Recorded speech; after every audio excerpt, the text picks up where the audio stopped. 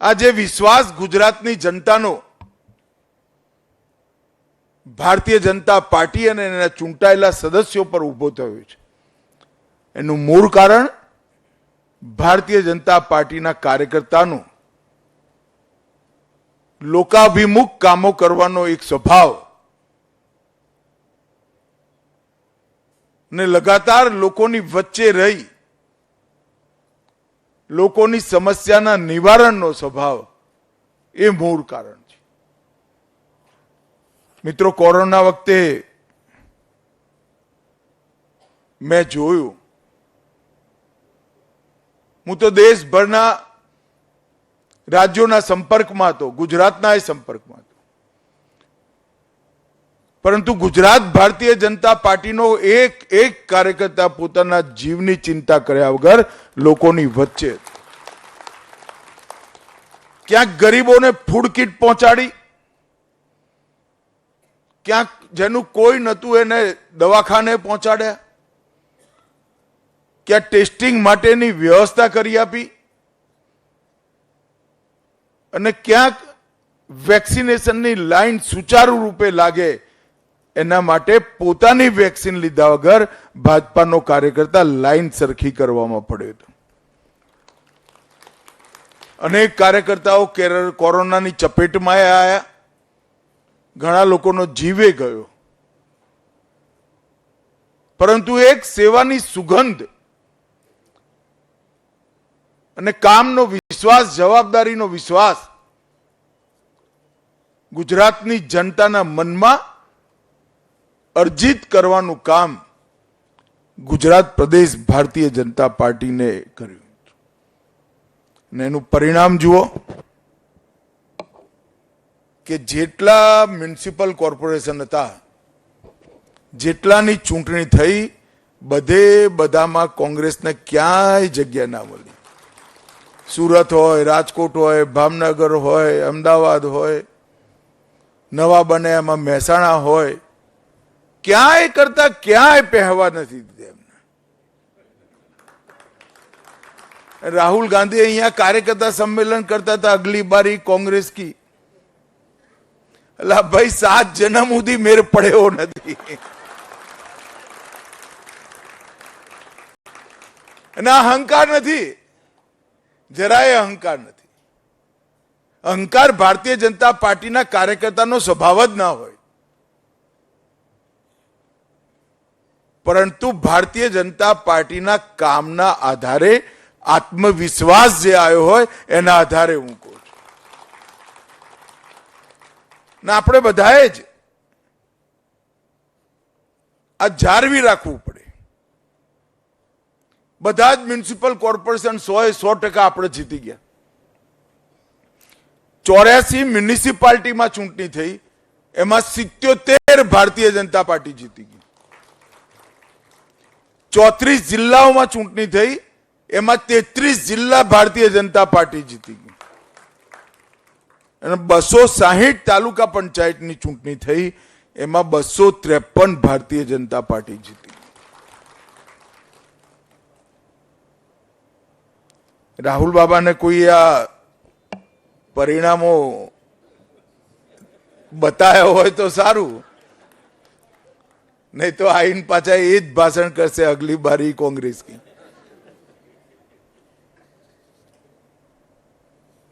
ભાઈઓ બહેનો, આ પરંપરા જાળવી રાખવાની જવાબદારી આપણી છે, આપણા સૌ કાર્યકર્તાઓની છે. હું તો દેશભરમાં ફરું છું. હમણાં જ 5 રાજ્યોની ચૂંટણીમાં 3 મહિના સઘન પ્રવાસ કરીને હમણાં આવ્યો. અને બંગાળમાં તો ઓહો જે ખોડો કાઢી નાખ્યો.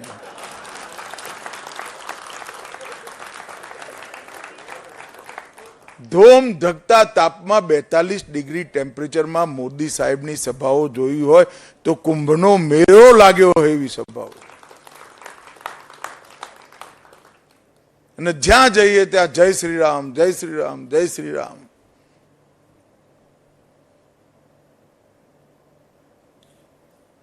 અને ઘણા બધા લોકોએ કહ્યું કે છેલ્લે પરિણામ શું આવશે. મને વિશ્વાસ હતો કે આપણે જીતીશું, પણ ખરેખર જનતાએ આપણા વિશ્વાસ કરતા પણ 207 સીટો આપીને ખૂબ મોટી જિમ્મેદારી, જવાબદારી ભારતીય જનતા પર. કદાચ કોઈએ 1964ના ગુજરાતનું ફિલ્મીકરણ કર્યું હોય કે 1964માં ગુજરાતનું ગામડું કેવું હશે, ગુજરાતના શહેરો કેવા હશે, લાઇટની વ્યવસ્થા કેવી હશે, લોકોના કામકાજ કેવા હશે, અને આજના બંગાળનું જો ફિલ્માંકન કરે, પિક્ચર બનાવે, તો મને તો વિશ્વાસ છે 65નું ગુજરાત 2 માર્ક વધારે લઈ જાય. 50 વર્ષથી વિકાસની કોઈ ગતિવિધિ નહીં. ઘરમાં ટ્યુબલાઇટ લેવી હોય, પંખો લેવો હોય, ઈંટ લેવી હોય, સિમેન્ટ લેવો હોય, દરેક વસ્તુમાં સત્તાધારી પાર્ટીનું કમિશન. અને ભૂલે ચૂકે કોઈ બાજુના રાજ્યમાંથી ટ્રેનમાં બિચારો પંખો લઈને આવે કે 2000 રૂપિયા સસ્તો પડે છે, તો એ ત્યાં ટેક્સ લેવા માટે રેલવે સ્ટેશન પર ઊભા હોય અને પોતાની જાતને લોકતંત્રના રખેવાળ કહેવાવાળા લોકોએ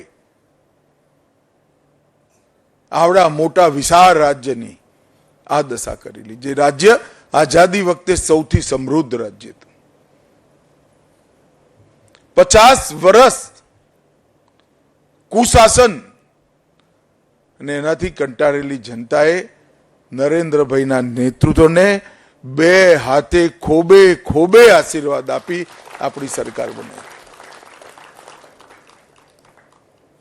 અને આજે ભારતનો નકશો લઈને બેસીએ તો માં ગંગા ઉત્તરાખંડથી નીકળે, ગંગોત્રીથી નીકળે અને બંગાળમાં ગંગા સાગરમાં સમાહિત થઈ જાય. તો ઉત્તરાખંડથી લઈ વાયા ઉત્તરાખંડ, યુપી, બિહાર, બંગાળ પૂરેપૂરું સાફ થઈ ગયું. બધી જ જગ્યાએ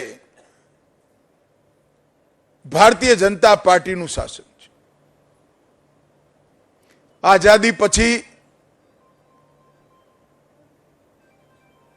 મહાત્મા ગાંધીની અસરમાં કોંગ્રેસને જે એક છત્ર રાજ મળ્યું હતું, એ જ દિશામાં આજે ભારતીય જનતા પાર્ટી આગળ વધી રહી છે. દેશના 80% વિસ્તારમાં આજે ભારતીય જનતા પાર્ટી અને એનડીએની સરકાર છે. કેન્દ્રમાં પણ સતત ત્રીજી વાર નરેન્દ્રભાઈ વડાપ્રધાન બન્યા અને એનડીએની સરકાર બની. મિત્રો, આ દરેક વિજયનો યશ અગર કોઈનો હોય તો કેવળ અને કેવળ ભારતીય જનતા પાર્ટીના બૂથના કાર્યકર્તાનો છે. એમનું તપ, પરિશ્રમ, તપશ્ચર્યા અને પાર્ટીને દેશ પ્રત્યેનો લગાવ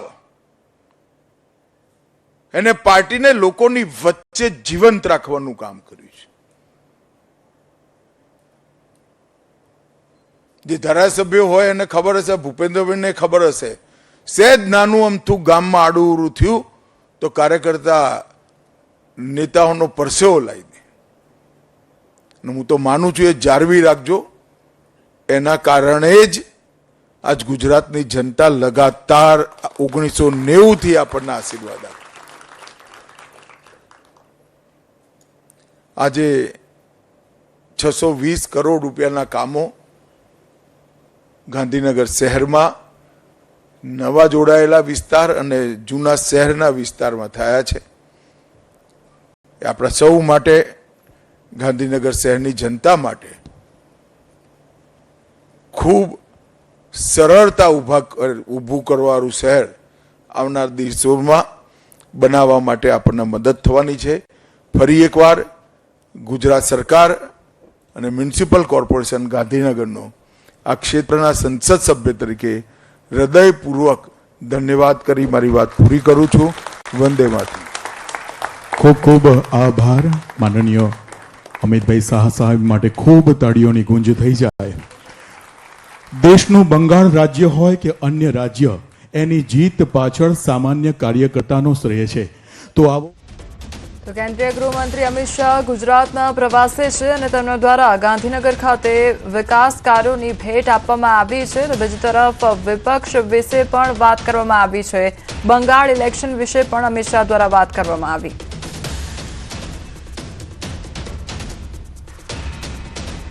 હવે નજર કરીએ સમાચાર સુપરફાસ્ટ પર.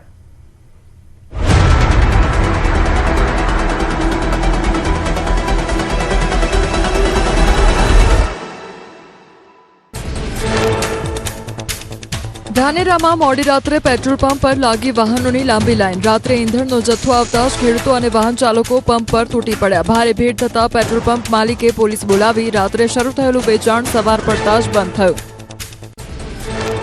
જૂનાગઢના કેશોદમાં ડીઝલની ભારે અછત. પેટ્રોલ પંપો પર વાહન ચાલકો અને ખેડૂતોની લાગી લાંબી કતારો. ચોમાસા પૂર્વે ખેતીની તૈયારીઓ વચ્ચે ડીઝલની અછતથી ખેડૂતોમાં ભારે રોષ. સરકાર પૂરતો જથ્થો ફાળવે તેવી ઉગ્ર માંગ.